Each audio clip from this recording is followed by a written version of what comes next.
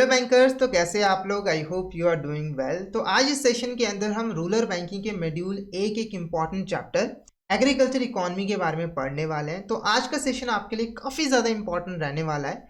तो इस सेशन को आपको शुरू से लेकर एंड तक ज़रूर देखना है। अब जल्दी से आज के सेशन को स्टार्ट करते हैं। तो सबसे पहले अगर हम एग्रीकल्चर सेक्टर की बात करें तो हमारे देश की इकोनॉमी के अंदर एग्रीकल्चर सेक्टर की काफ़ी ज़्यादा इंपॉर्टेंस है, क्योंकि हमारे देश की आधे से ज़्यादा जो पॉपुलेशन है वो डायरेक्टली इनडायरेक्टली एग्रीकल्चर सेक्टर के ऊपर ही डिपेंडेंट है। वो एग्रीकल्चर सेक्टर के अंदर ही काम करते हैं, पैसा कमाते हैं और अपनी नीड्स को फुलफिल करते हैं। अगर हम सेंसस 2011 की बात करें तो हमारे देश की जो टोटल वर्कफोर्स थी उसका 54.6% जो है वो एग्रीकल्चर एंड अलाइड सेक्टर के अंदर इंगेज था, वहीं पर काम कर रहा था। रूरल पॉपुलेशन की बात करें तो रूरल पॉपुलेशन का एक सिग्निफिकेंट पोर्शन जो है एग्रीकल्चर लिंक्ड ऑक्यूपेशन के अंदर इन्वॉल्व है, जैसे कि dairy farming, poultry and fisheries. ठीक है, कुछ लोग तो इसको as a primary source of livelihood देखते हैं, ठीक है, यानी कि परमानेंट वही काम करते हैं, और कुछ लोग जो है इसको फार्मिंग एक्टिविटीज के साथ साथ परफॉर्म करते हैं। ठीक है, नेशनल स्टैटिस्टिकल ऑफिस ने एक एस्टिमेट रिलीज किया था नेशनल इनकम के ऊपर 2022 और 23 के अंदर। इसके अकॉर्डिंग जो एग्रीकल्चर और लैंड सेक्टर है उसका कंट्रीब्यूशन जो है इंडिया की ग्रॉस वैल्यू एडेड के अंदर वो था 18.4%। अब बात करते हैं structure and characteristics of Indian agriculture. तो देखो, 6th एग्रीकल्चर सेंसस के अकॉर्डिंग इंडिया के अंदर ना जो average size of operation land holdings था उसके अंदर काफ़ी ज़्यादा डिक्लाइन देखने को मिला था। 2000-2001 के अंदर जो average operation land holding size था वो 1.33 हेक्टेयर था, पर 2010 और 11 के अंदर ये कम होकर 1.15 हेक्टेयर रह गया, और 2015 और 16 के अंदर कम होकर 1.08 हेक्टेयर जो है वो रह गया। इसके पीछे का जो मेन रीज़न था वो पॉपुलेशन प्रेशर था, क्योंकि बहुत तेज़ी से पॉपुलेशन ग्रो कर रही थी, पर जो कल्टिएबल लैंड रिसोर्सेज थे वो लिमिटेड थे, जिसकी वजह से जो average size of operation land holdings थी वो तेज़ी से कम होती गई। अगर हम लैंड होल्डिंग्स की कंपैरिजन की बात करें तो हमारे पास यहाँ पर टेबल है।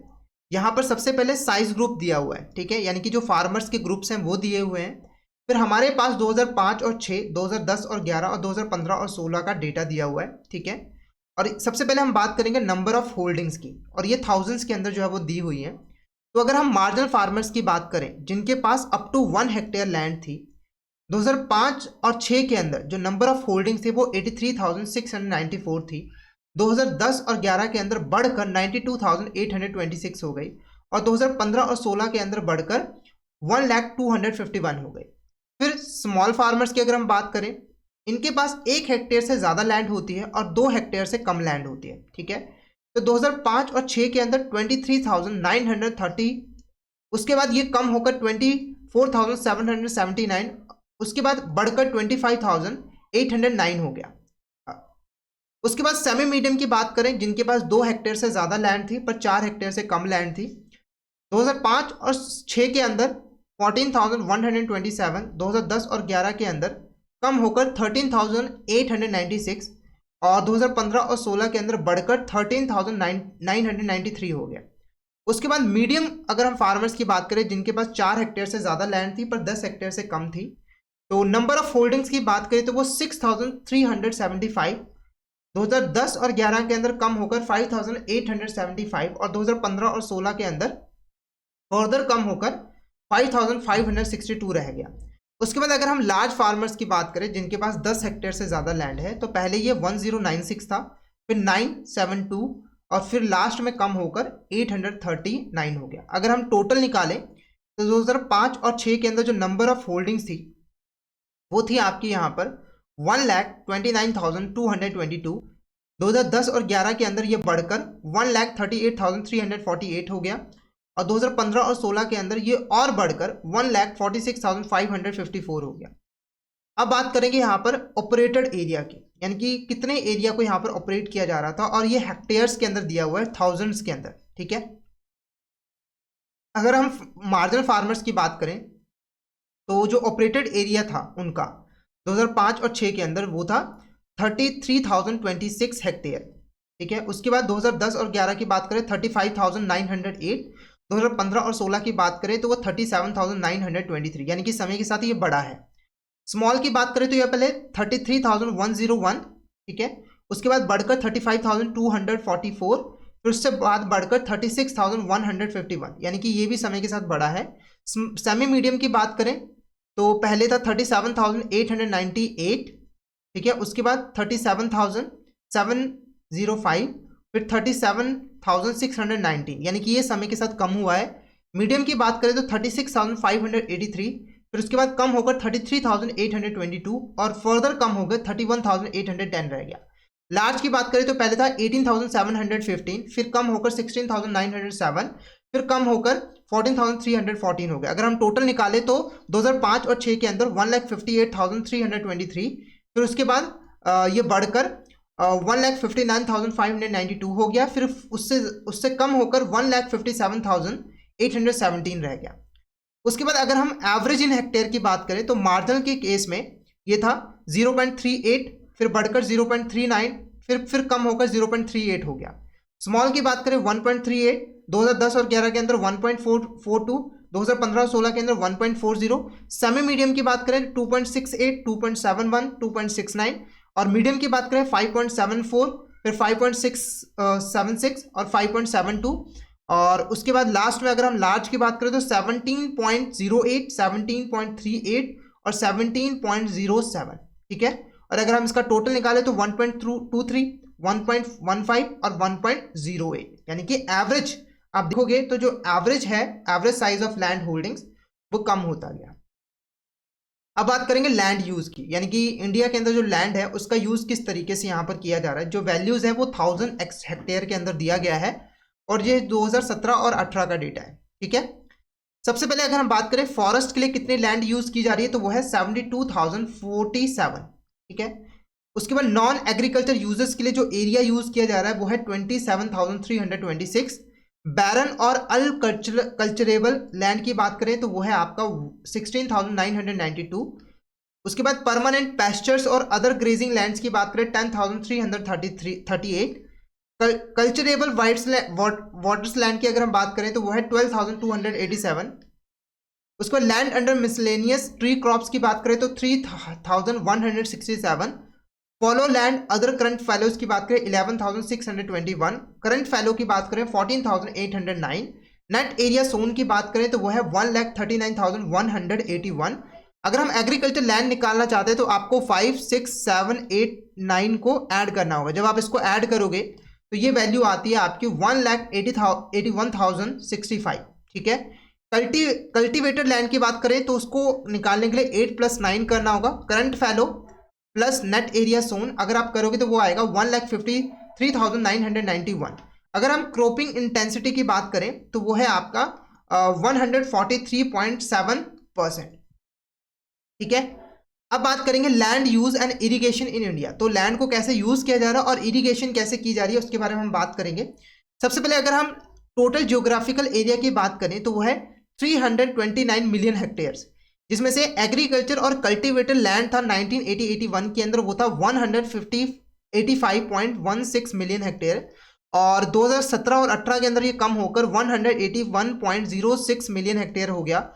और उसके बाद land under non agricultural users की बात करें तो 1980-81 के अंदर ये था आपका 90.60 मिलियन हेक्टेयर, ठीक है।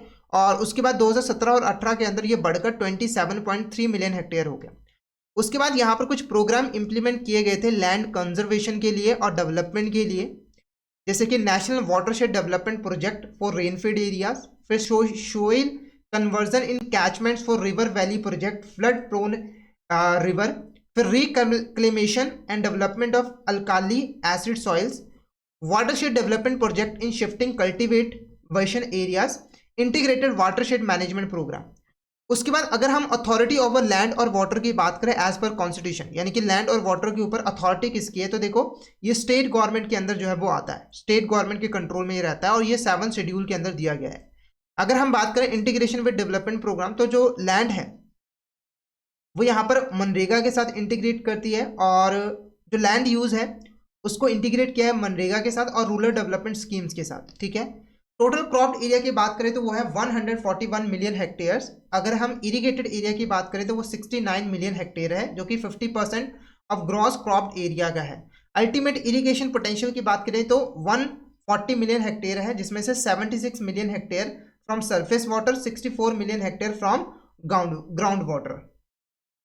ठीक है, अब बात करेंगे एलियार्ड एक्टिविटीज ऑफ एग्रीकल्चर। देखो सबसे पहले एलियार्ड एक्टिविटीज क्या होती हैं ये मैं आपको समझा देता हूं। तो देखो ये ऐसी एक्टिविटीज होती हैं जो कि क्रॉप प्रोडक्शन के साथ रिलेटेड नहीं होते, यहां पर फसलें नहीं उगाई जाती हैं, पर ये एग्रीकल्चर के साथ रिलेटेड होती हैं, जैसे कि मिल्क प्रोडक्शन हो गया, मीट प्रोडक्शन हो गया, ये एलियार्ड एक्टिविटीज ऑफ एग्रीकल्चर कहलाती है। सबसे पहले अगर हम मिल्क प्रोडक्शन की बात करें तो जो इंडिया है ना, वो पूरे वर्ल्ड के अंदर लार्जेस्ट मिल्क प्रोड्यूसर है। 2019 के अंदर अराउंड 16.9 मिलियन फार्मर्स जो थे वो 1.91 लाख डेयरी कोऑपरेटिव सोसाइटीज के मेंबर्स थे। ठीक है, कंट्री की जो एनुअल मिल्क प्रोडक्शन थी वो 187.7 मिलियन मीट्रिक टन्स थी 2019 के अंदर। ठीक है, और मिल्क की प्रोडक्शन में काफ़ी ज़्यादा यहाँ पर इंक्रीज देखने को मिला, जिसकी वजह से हमारे देश के अंदर जो पर कैपिटा मिल्क थी वो काफ़ी ज़्यादा इंप्रूव हो गया था। पर कैपिटा मिल्क का मतलब है कि हमारे देश के अंदर एक पर्सन को एवरेजली कितना मिल्क यहाँ पर जो है वो मिलता है। जैसे मान के चले एक पर्सन को अगर 1 लीटर मिल्क मिलता है एवरेजली, ठीक है, तो वो आपका पर कैपिटा मिल्क जो है वो कहलाएगा। ठीक है, अगर हम 2019 की बात करें तो जो पर कैपिटा मिल्क था वो था 394 ग्राम्स पर डे, यानी कि एक एवरेज पर्सन को इतना मिल्क तो मिल ही जाता था। ठीक है, उसके बाद अगर हम बात करें कंपैरिजंस की 2023 और 24 के अंदर, तो जो पर कैपिटा मिल्क था इंडिया के अंदर वो था 471 ग्राम्स, जो कि काफ़ी ज़्यादा इंक्रीज हो गया था। अगर हम इसको कंपेयर करें वर्ल्ड एवरेज के साथ जो कि 322 ग्राम्स है, तो उससे हम काफ़ी आगे निकल चुके हैं। ठीक है, साथ के साथ Indian council of medical research ने जो रिकमेंडेशन दी थी कि 300 ग्राम्स दूध पर डे एक पर्सन को मिलना चाहिए, उससे भी यहाँ पर हम एक्सीड जो है वो कर चुके हैं। ठीक है, अगर हम मीट प्रोडक्शन की बात करें तो इंडिया जो है ग्लोबली सबसे ज़्यादा पशुपालन जो है वो करता है, यानी कि जैसे भैंसें हो गई, पिग्स हो गई, आपके गोट्स हो गई, इनको पालने का काम इंडिया सबसे ज़्यादा जो है वो करता है। ठीक है, और इंडिया जो है approximately 5.3 million metric ton meat जो है वो एनुअली प्रोड्यूस करता है, जिसकी वजह से ये जो है ठीक है, ये काफ़ी ज़्यादा मीट प्रोडक्शन के अंदर आगे है। ठीक है, अगर हम इंडिया की बात करें तो बफेलो मीट के मामले में इंडिया लार्जेस्ट प्रोड्यूसर है, वो सबसे ज़्यादा बफेलो मीट प्रोड्यूस करता है, और गोट मीट के मामले में सेकंड लार्जेस्ट प्रोड्यूसर है। इंडियन स्टेट्स की बात करें तो उत्तर प्रदेश जो है वो 23% मीट प्रोडक्शन करता है हमारे देश का, और वेस्ट बंगाल 12% और आंध्र प्रदेश 7%। ठीक है, अगर हम वुल प्रोडक्शन की बात करें तो एट द नेशनल लेवल जो वुल प्रोडक्शन है ड्यूरिंग 2019-20 वो एस्टिमेट की गई थी 54.1 मिलियन किलोग्राम। ठीक है, जिससे कि रूरल लाइवलीहुड को काफ़ी ज़्यादा मदद जो है वो मिलती है। अगर हम पोल्ट्री सेक्टर की बात करें, पोल्ट्री सेक्टर के अंदर आ जाता है अंडे पैदा करना। ठीक है, यानी कि मुर्गी पालन की जाती है ताकि उनसे अंडे लिए जा सकें। अगर हम एग प्रोडक्शन की बात करें तो देखो 2011 और 12 के अंदर ये था 66.45 बिलियन, जो कि 2015 और 16 के अंदर इंक्रीज होकर 83 बिलियन हो गया, और फर्दर एस्टिमेट किया जा रहा है कि 2020 और 21 के अंदर वो 106 बिलियन हो जाएगा, मतलब हो चुका है। उसके बाद जो डिपार्टमेंट ऑफ फिशरीज और एनिमल हस्बेंड्री है, उन्होंने एस्टिमेट लगाया है कि 2020 और 21 के अंदर 106 बिलियन एग्स प्रोड्यूस जो है वो किए जाएंगे। ठीक है, और अगर हम इंडिया की बात करें per capita availability of eggs की, तो 2014 और 15 के अंदर वो थी 363 एग्स पर ईयर, और 2020 के अंदर वो इंक्रीज होकर 81 एग्स पर ईयर हो गई, यानी कि हमारे देश के अंदर एवरेजली हर पर्सन को एक साल के अंदर 81 एग्स जो है वो मिल जाते हैं। अगर हम फिशरीज की बात करें तो इंडिया का जो रैंक है वो सेकंड है, यानी कि ग्लोबली वो सेकंड नंबर पर आती है फिशरीज के अंदर, फिश प्रोडक्शन के अंदर। ठीक है, और लगभग ग्लोबल फिश प्रोडक्शन का 5.68% इंडिया कॉन्ट्रीब्यूट जो है वो करती है। ठीक है, और ये एक्वाकल्चर के अंदर भी सेकंड पोजीशन पर आती है, फर्स्ट पोजीशन के अंदर चाइना आती है। 2018 और 19 की बात करें तो जो टोटल फिश प्रोडक्शन थी इंडिया की वो 13.75 मिलियन मीट्रिक टन थी, और जो एनुअल ग्रोथ रेट था वो 7.5% से भी इंक्रीज जो है वो हो गया था। ठीक है, और जो मेरीन फिशरीज थी उसका जो पोटेंशियल था इंडिया के अंदर वो एस्टिमेट किया गया था 5.3 मिलियन टन्स। अगर हम प्रोडक्ट कंट्रीब्यूशन की बात करें तो देखो एग्रीकल्चर सेक्टर जो है वो यहाँ पर मेनली गुड्स प्रोड्यूस जो है वो करता है। ठीक है, जिसकी वजह से वो इंडिया की जो ग्रॉस डोमेस्टिक प्रोडक्ट है उसके अंदर भी काफ़ी ज़्यादा कंट्रीब्यूट जो है वो करते हैं। अगर हम ग्रॉस वैल्यू एडेड की बात करें तो लगभग 18.4% जो है एग्रीकल्चर सेक्टर अलाइड एक्टिविटी जो है वो कंट्रीब्यूट करता है इंडिया की ग्रॉस वैल्यू एडेड के अंदर। हालांकि समय के साथ एग्रीकल्चर का जो कंट्रीब्यूशन था जीडीपी के अंदर वो कम होता गया, ठीक है। पहले सबसे ज़्यादा कंट्रीब्यूशन एग्रीकल्चर सेक्टर का ही होता था, पर धीरे धीरे वो कम होता गया, ठीक है। आज के टाइम में जीडीपी के अंदर सबसे ज़्यादा कंट्रीब्यूशन सर्विस सेक्टर का है, ठीक है। फिर आपका मैन्युफैक्चरिंग सेक्टर, फिर लास्ट में आपका एग्रीकल्चर सेक्टर जो है वो आता है, ठीक है। हालांकि एग्रीकल्चर सेक्टर का जो कंट्रीब्यूशन है वो काफ़ी ज़्यादा कम हो चुका है, काफ़ी ज़्यादा यहाँ पर कम हो चुका है, पर फिर भी आज के टाइम में इंडियन इकोनॉमी के अंदर उसकी काफ़ी ज़्यादा यहाँ पर इंपॉर्टेंस है, क्योंकि इससे लोगों को रोजगार काफ़ी ज़्यादा जो है वो मिलता है। साथ ही साथ जो एग्रीकल्चर सेक्टर है वो इंडस्ट्रियल और सर्विस सेक्टर को रॉ मटेरियल प्रोवाइड करते हैं, फूड प्रोवाइड करते हैं और मार्केट भी प्रोवाइड करते हैं, ठीक है। इसीलिए इसकी इंपॉर्टेंस काफ़ी ज़्यादा है, ठीक है। तो अगर प्रोडक्ट कंट्रीब्यूशन की बात करें तो जीडीपी के अंदर एग्रीकल्चर सेक्टर अच्छा खासा कंट्रीब्यूट करता है, पर समय के साथ उसका जो कंट्रीब्यूशन था वो कम होता गया। आज के टाइम में सबसे ज़्यादा जो कंट्रीब्यूशन है जीडीपी के अंदर वो सर्विस सेक्टर का है, ठीक है। 50% से ज़्यादा भी 50% से ज़्यादा कंट्रीब्यूट करता है सर्विस सेक्टर, ठीक है। उसके बाद जो इंडस्ट्रीज हैं जैसे कि food processing, beverage, textiles, leather and टबाकू, वो एग्रीकल्चर सेक्टर के ऊपर काफ़ी ज़्यादा डिपेंडेंट है, क्योंकि उनसे उन्हें रॉ मटेरियल जो है वो मिलता है। उसके बाद अगर हम फैक्टर कंट्रीब्यूशन की बात करें तो जो एग्रीकल्चर सेक्टर है ना वो यहाँ पर इंडस्ट्री सेक्टर और सर्विस सेक्टर को कई सारे फैक्टर ऑफ प्रोडक्शन भी प्रोवाइड करता है। जैसे कि सबसे पहले अगर हम बात करें लेबर की, तो बहुत सारे ऐसे लोग हैं जो कि पहले एग्रीकल्चर सेक्टर के अंदर काम करते थे, अब वो एग्रीकल्चर को छोड़कर मैन्युफैक्चरिंग सेक्टर और सर्विस सेक्टर में काम करने लगे हैं, ठीक है। और इसकी वजह से एग्रीकल्चर सेक्टर के ऊपर ज़्यादा इंपैक्ट नहीं पड़ा है, उनकी आउटपुट उतने की उतनी है, क्योंकि ज़्यादातर जो लोग थे जो एग्रीकल्चर सेक्टर को छोड़ के गए थे वो या तो अंडर एम्प्लॉयड थे या फिर अनएम्प्लॉयड थे, ठीक है। तो एग्रीकल्चर सेक्टर जो है वो लेबर प्रोवाइड करता है बाकी सेक्टर्स को, ठीक है। साथ ही साथ एग्रीकल्चर सेक्टर से जो फार्मर जो पैसा कमाते हैं उनके पास जो सरप्लस पैसा होता है वो उसे इंडस्ट्रीज सर्विसेज में इन्वेस्ट करते हैं, ठीक है, जिससे इन्वेस्टमेंट भी की जाती है बाकी सेक्टर्स के अंदर, ठीक है। तो कैपिटल भी प्रोवाइड किया जाता है एग्रीकल्चर सेक्टर के द्वारा बाकी सेक्टर्स को। अगर हम मार्केट कंट्रीब्यूशन की बात करें तो एग्रीकल्चर सेक्टर एक बहुत बड़ी मार्केट है इंडस्ट्रियल गुड्स के लिए, क्योंकि देखो जो इंडस्ट्रीज है खास करके जो कपड़े बनाती है, जो फर्नीचर बनाती है, हाउस होल्ड आइटम्स बनाती है, फर्टिलाइजर्स बनाते हैं, उनके लिए एक बहुत बड़ी मार्केट है एग्रीकल्चर सेक्टर, क्योंकि ये इंडस्ट्रीज अपना सामान एग्रीकल्चर सेक्टर को ही सेल करती हैं। जैसे कि जो फार्मर्स है वो कपड़े खरीदते हैं, फर्नीचर खरीदते हैं, हाउस होल्ड आइटम्स खरीदते हैं, साथ ही साथ खेती करने के लिए वो फर्टिलाइजर्स वगैरह, पेस्टिसाइड्स वगैरह, मशीनरी वगैरह भी खरीदते हैं, ठीक है। तो इंडस्ट्रियल ग्रोथ के अंदर एग्रीकल्चर सेक्टर का काफ़ी ज़्यादा यहाँ पर कंट्रीब्यूशन है। इसका मतलब हुआ जो एग्रीकल्चर सेक्टर है और जो नॉन एग्रीकल्चर सेक्टर वो एक दूसरे के ऊपर इंटरडिपेंडेंट है, यानी कि एग्रीकल्चर सेक्टर इनके ऊपर डिपेंडेंट है और जो बाकी सेक्टर्स है वो एग्रीकल्चर सेक्टर के ऊपर ही डिपेंडेंट है। साथ के साथ जो एग्रीकल्चर सेक्टर है वो इसेंशियल फूड और रॉ मटेरियल भी सप्लाई करते हैं इंडस्ट्रीज को और अर्बन पॉपुलेशन को। अगर हम फॉरेन एक्सचेंज कंट्रीब्यूशन की बात करें तो जो एग्रीकल्चर सेक्टर है वो बहुत ज़्यादा एक्सपोर्ट करता है, और जब एक्सपोर्ट करता है तो इंडिया के अंदर फॉरेन एक्सचेंज आती है, फॉरेन करेंसी जो है वो आती है, ठीक है। यानी कि एग्रीकल्चर सेक्टर का फॉरेन एक्सचेंज के अंदर भी काफ़ी ज़्यादा कंट्रीब्यूशन है, क्योंकि देखो हमारा जो देश है ना वो सरप्लस में एग्रीकल्चर प्रोडक्ट जो है वो बनाता है, ठीक है, और उसको जो है एक्सपोर्ट करता है बाकी देशों को, जिससे इंडिया के पास डिफरेंट फॉरेन करेंसी जो है वो आती हैं, जिससे उनका जो फॉरेन एक्सचेंज है वो काफ़ी मजबूत हो जाता है, ठीक है। अब बात करेंगे यहाँ पर एग्रीकल्चर इंडस्ट्री लिंकेज की। तो देखो एग्रीकल्चर और इंडस्ट्री के बीच में जो कनेक्शन है ना उसको आप दो तरीके से डिस्क्राइब कर सकते हो। एग्रीकल्चर और इंडस्ट्री के बीच में दो तरह की लिंकेज है, एक बैकवर्ड लिंकेज और एक आपका फॉरवर्ड लिंकेज। जब हम बैकवर्ड लिंकेज की बात करते हैं तो एग्रीकल्चर सेक्टर जो है वो इंडस्ट्रीज के ऊपर डिपेंडेंट है। एग्रीकल्चर सेक्टर जो है वो इंडस्ट्रीज के ऊपर डिपेंडेंट है। क्यों? क्योंकि जो इंडस्ट्रीज है ना वो एग्रीकल्चर सेक्टर को बहुत सारे इनपुट्स प्रोवाइड करते हैं, जैसे कि fertilizers, machinery, pesticides and tools. यानी कि यहाँ पर जो एग्रीकल्चर सेक्टर है वो इंडस्ट्रीज से सामान जो है वो खरीदता है, यानी कि एग्रीकल्चर सेक्टर इंडस्ट्रीज के ऊपर डिपेंडेंट है। अगर हम फॉरवर्ड लिंकेज की बात करें तो इसके अंदर जो इंडस्ट्रीज हैं वो एग्रीकल्चर सेक्टर के ऊपर डिपेंडेंट है।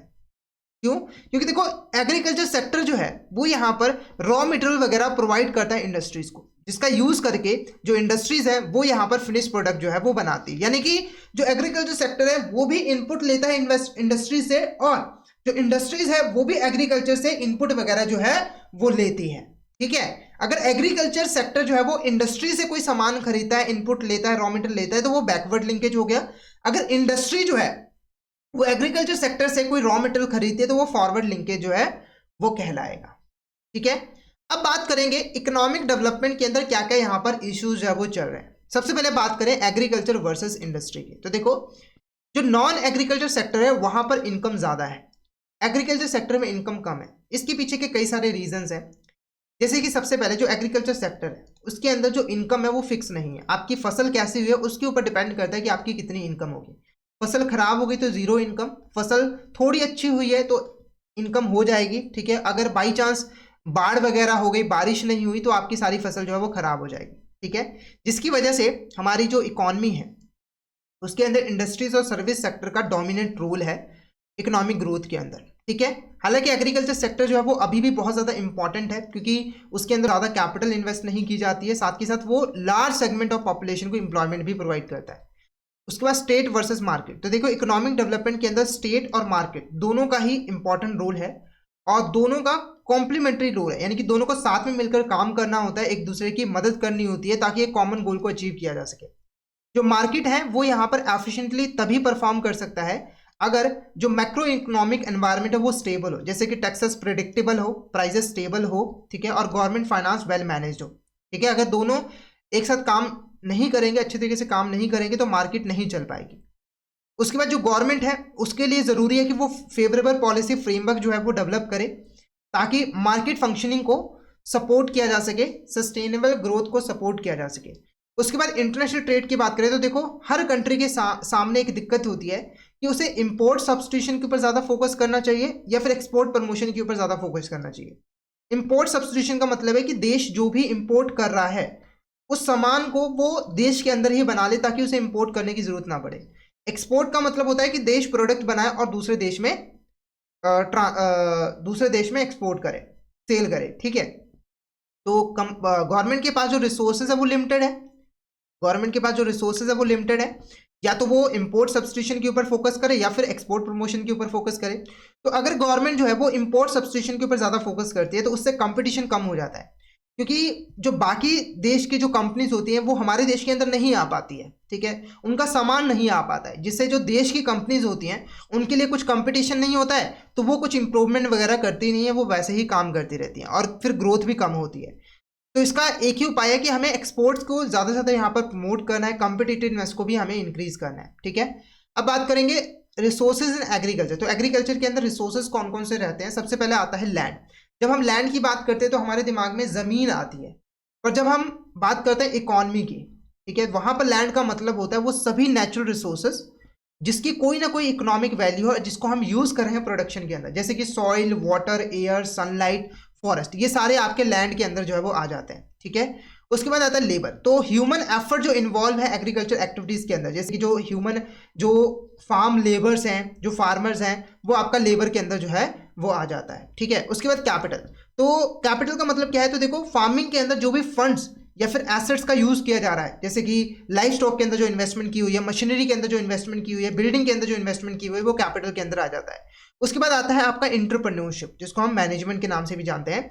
देखो जो फार्मर होता है ना, जो खेती करता है, सभी चीज़ों को मैनेज करता है, जैसे कि लैंड, लेबर, कैपिटल को, है ना, वो आपका एंटरप्रेन्योर कहलाता है। तो एंटरप्रेन्योरशिप का काम क्या होता है, जितने भी फैक्टर ऑफ प्रोडक्शन है, लैंड, लेबर, कैपिटल, उसको कोऑर्डिनेट करना और उसको मैनेज करना। तो एंटरप्रेन्योर जो है वो यहाँ पर सारे के सारे डिसीजंस लेता है, रिस्क लेता है और एफिशिएंट तरीके से रिसोर्सेज को यूज़ करता है ताकि आउटपुट को मैक्सिमाइज किया जा सके और इनकम को मैक्सिमाइज किया जा सके।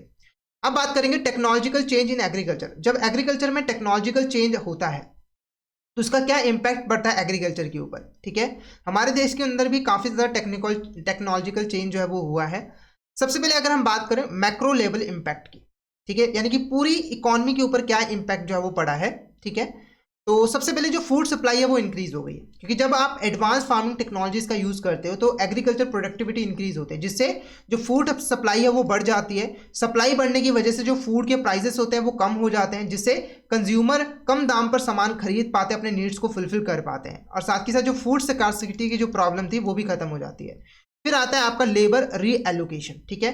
तो अगर आप इंप्रूव टेक्नोलॉजी का यूज करोगे ना, तो अब आपको ज्यादा लेबर की जरूरत नहीं है, आप कम लेबर के साथ ही ज्यादा प्रोडक्शन जो है वो कर सकते हो, जिससे क्या होता है कि जो सरप्लस लेबर होता है वो बाकी सेक्टर जैसे कि इंडस्ट्री सर्विस सेक्टर में मूव कर जाते हैं, जिससे और ज्यादा इकोनॉमिक डेवलपमेंट होती है। अब जो आपकी यहाँ पर देखो, जब आप टेक्नोलॉजी का यूज करोगे, जैसे कि फर्टिलाइजर्स पेस्टिसाइड्स का यूज करोगे, हैवी मशीनरी का यूज करोगे ना, तो इससे पोल्यूशन भी होता है, सॉइल डिग्रेडेशन होता है, और जो वाटर बॉडीज होती हैं वो भी पोल्यूटेड हो जाती है। माइक्रो लेवल इंपैक्ट की बात करें तो सबसे पहले फार्मर को काफी ज्यादा बेनिफिट हुआ है, क्योंकि वो मॉडर्न टूल्स का यूज करते हैं, मशीनरी, हाई यील्डिंग सीड का यूज करते हैं, जिससे उनका प्रोडक्शन बढ़ता है और उनकी इनकम इंक्रीज होती है। अगर हम कंज्यूमर बेनिफिट की बात करें तो बहुत ज़्यादा फूड अवेलेबल है कम प्राइस के ऊपर, जिससे कंज्यूमर को काफ़ी ज़्यादा बेनिफिट होता है, वो अपना स्टैंडर्ड ऑफ लिविंग जो है वो इंक्रीज कर सकते हैं। अब मैं आपको हमारे कोर्स के बारे में बता देता हूं। तो हमारे पास रूरल बैंकिंग का फुल कोर्स अवेलेबल है। इस कोर्स के अंदर आपको 30+ इंटरेक्टिव वीडियो सेशंस मिल जाते हैं, AI powered rural banking complete mock test मिल जाते हैं, PDF नोट्स मिल जाते हैं रिकॉर्डेड वीडियोस के क्विक रिवीजन के लिए, और रिकॉर्डेड वीडियोस का 24/7 एक्सेस आपको मिलता है, जिससे आप कभी भी अपनी प्रिपरेशन जो है वो कर सकते हो, और रिवीजन के लिए क्लास नोट्स भी आपको मिल जाते हैं। प्रीवियस ईयर क्वेश्चंस के ऊपर आपको स्पेशल सेशंस मिल जाते हैं, जिससे आपको एग्जाम का पैटर्न अच्छे तरीके से समझ आ जाता है। तो हमारा कोर्स आपके लिए बेस्ट कोर्स रहेगा। इस कोर्स से आपकी कॉन्सेप्चुअल क्लैरिटी भी होगी, प्रैक्टिस के लिए आपको मॉक टेस्ट में मिलेंगे, और रिवीजन के लिए PDF नोट्स भी मिल जाएंगे। तो जल्दी से हमारे कोर्स में एनरोल कर लीजिए। हमारे कोर्सेज को एनरोल करने के लिए गाइडली ऐप को डाउनलोड कर लीजिए। यहाँ पर आपको हमारे सारे कोर्सेज जो है वो मिल जाएंगे। साथ के साथ टेलीग्राम चैनल को भी जरूर फॉलो कर लीजिएगा, क्योंकि हम इसमें एग्जाम से रिलेटेड, क्लासेस से रिलेटेड जितने भी इंपॉर्टेंट अपडेट्स हैं वो डालते रहते हैं। और अगर आपकी भी कोई क्वेरी होती है तो आप इस चैनल पे हमें मैसेज कर सकते हो। और YouTube चैनल को भी जरूर सब्सक्राइब कर लीजिएगा, ताकि लाइव क्लासेस के नोटिफिकेशन आपको सबसे पहले मिल सके और आपसे कोई भी इंपॉर्टेंट क्लास जो है वो मिस ना हो। और आज की क्लास आपको कैसी लगी, इसके रिगार्डिंग एक फीडबैक भी जरूर प्रोवाइड कर देना। तो कमेंट बॉक्स में मैसेज करके जरूर बता देना कि आज की क्लास आपको कैसी लगी। तो आज के लिए इतना ही, मिलते हैं नेक्स्ट क्लास में। Thank you so much everyone.